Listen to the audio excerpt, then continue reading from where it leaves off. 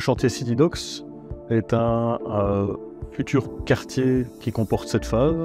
Nous nous occupons actuellement du lot 5 et du lot 7, qui sont des immeubles d'appartements pour plus ou moins 230 unités.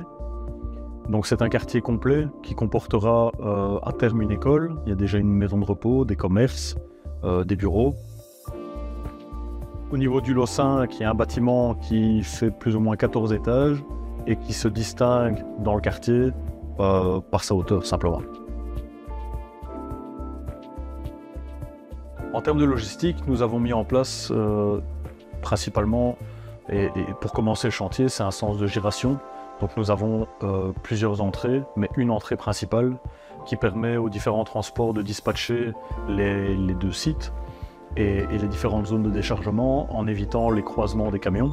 Ça permet de vraiment fluidifier le trafic et ça fonctionne très bien. Nous avons aussi sur le site un Traffic Marshal qui s'occupe de diriger les livraisons vers les zones de destination.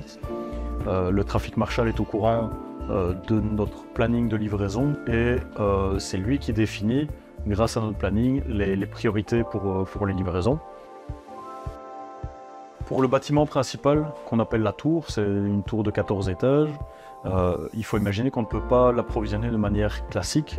On a un socle qui fait déjà 10 mètres de haut et puis seulement à partir de là commencent ces immeubles d'appartements. Donc on ne peut pas utiliser des lifts traditionnels ou des camions grues pour les approvisionnements. Donc on a mis en place plusieurs points. La première chose, c'est la livraison des châssis just in time dans le gros œuvre. C'est quelque chose qui fonctionne, les châssis sont livrés, les vitrages aussi, tout est palettisé et protégé. La deuxième chose, c'est la pose des garde-corps qui se fait à l'avancement du gros œuvre. Ça permet aussi de limiter le matériel sur le chantier. Ces garde-corps sont protégés, donc on a une sécurité périphérique très tôt dans le chantier. On a mis en place le montage d'un lift qui va approvisionner les matériaux pour les parachèvements, mais qui va permettre aussi d'amener tous les travailleurs à destination beaucoup plus vite que par des escaliers classiques. Par rapport à ça, on a aussi des sanitaires au niveau de chaque étage, une petite base vie qui permet aussi de gagner du temps dans les déplacements. Et le dernier point, c'est la collaboration avec un centre de consolidation qu'on a mis en place principalement pour ce bâtiment. La décision de travailler avec un centre de consolidation a été prise très naturellement. La proximité de notre chantier avec le canal nous a amené très vite à la réflexion que nous devions utiliser la voie fluviale. On a très vite commencé à rechercher des partenaires fournisseurs qui étaient aussi enthousiastes que nous. Et on avait aussi besoin d'un partenaire pour gérer la logistique.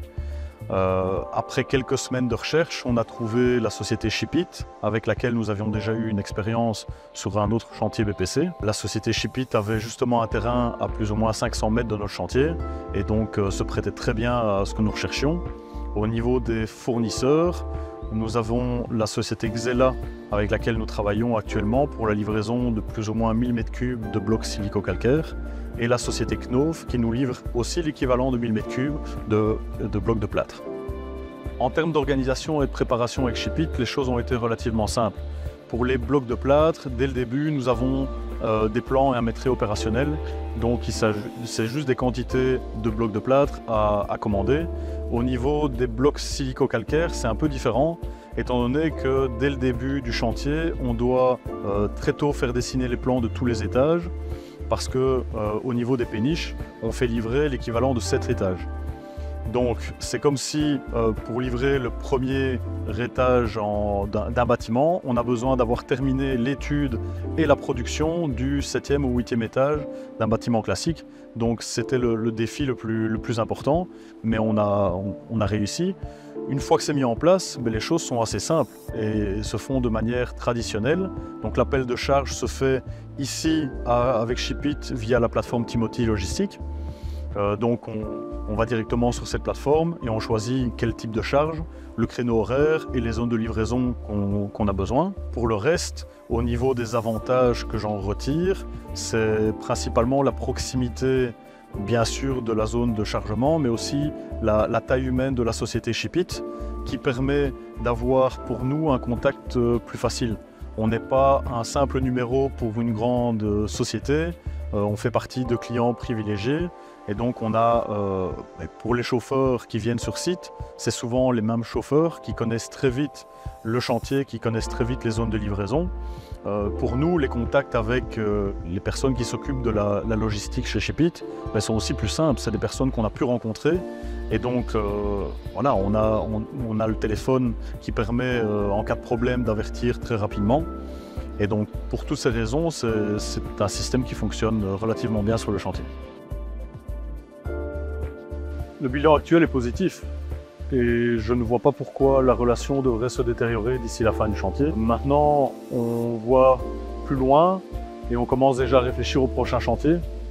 On a vu ce qui fonctionnait et on se pose la question à savoir est-ce que pour les prochains chantiers on doit augmenter les volumes, les matériaux à rentrer, commencer à penser aussi à la palettisation par étage ou par appartement, qu'on appelle aussi le kitting.